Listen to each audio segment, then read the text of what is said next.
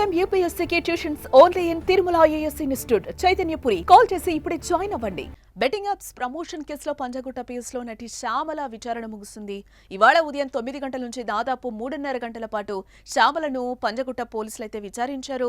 ఇక విచారణ అనంతరం శ్యామల మీడియాతో మాట్లాడింది. ఇకపై బెట్టింగ్ యాప్స్ ప్రమోషన్ చేయబోనని చెప్పింది. బెట్టింగ్ యాప్స్ ప్రమోషన్స్ చేయడం తప్పని, నష్టపోయిన వారెవరైనా ఉంటే ఆ లోటు తీర్చలేనిదని చెప్పారు. బెట్టింగ్ యాప్స్ అంశం కోర్టు పరిధిలో ఉన్నందున ఎక్కువగా మాట్లాడలేనని చెప్పింది.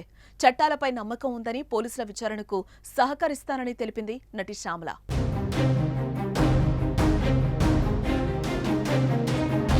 ఇక బెట్టింగ్ యాప్ కేసులో విచారణకు రావాలంటూ వారం రోజుల క్రితం పంజాగుట్ట పోలీసులు శ్యామలకు నోటీసులు పంపించిన విషయం తెలిసిందే. ఆ నోటీసులకు ఆమె స్పందించకపోగా విచారణకు హాజరు కాకుండానే తెలంగాణ హైకోర్టును ఆశ్రయించింది. ఈ కేసులో తనను అరెస్టు చేయకుండా ముందస్తు బెయిల్ ఇవ్వాలని హైకోర్టులో పిటిషన్ దాఖలు చేసింది. క్వాష్ పిటిషన్ కూడా దాఖలు చేయడంతో హైకోర్టు విచారించి ముందస్తు బెయిల్నైతే మంజూరు చేసింది. యాంకర్ శ్యామలను అరెస్టు చేయొద్దని నోటీసులు ఇచ్చి విచారించాలని పంజాగుట్ట పోలీసులను ఆదేశించింది. ఈ నేపథ్యంలోనే సోమవారం పోలీసుల విచారణకు హాజరు కావాలని న్యాయస్థానం సూచించగా ఉదయమే విచారణకు హాజరైంది. ఆంధ్ర 365 అనే బెట్టింగ్ యాప్ను గత కొంతకాలంగా శ్యామల ప్రమోట్ చేసినట్లుగా తెలుస్తోంది.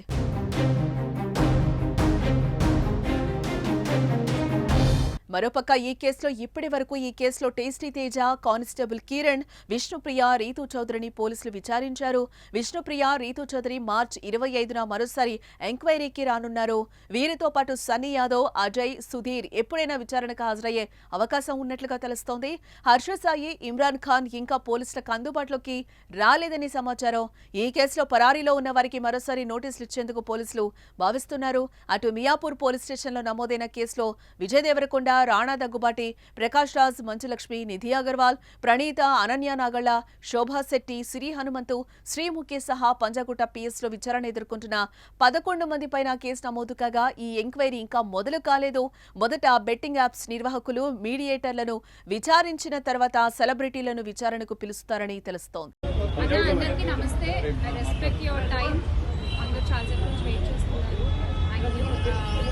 ఇన్వెస్టిగేషన్ జరుగుతోంది, మీ అందరికీ తెలుసు.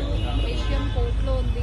సో దీని గురించి ప్రస్తుతము మాట్లాడడం అన్అఫీషియల్ అవుతుంది. ఆ విషయం నాకంటే బాగా మీకే తెలుసు. సో డెఫినెట్గా మేము ఇన్వెస్టిగేషన్కి కోఆపరేట్ చేస్తున్నాము. చట్టాల మీద, న్యాయ వ్యవస్థ మీద నమ్మకం ఉంది. ఖచ్చితంగా కల్పిట్స్ని పట్టుకోవడంలో నేను ఎంతవరకు సాయం చేయగలను అంతవరకు డెఫినెట్గా పోలీసులకి నా సపోర్ట్ ఎప్పుడూ ఉంటుంది.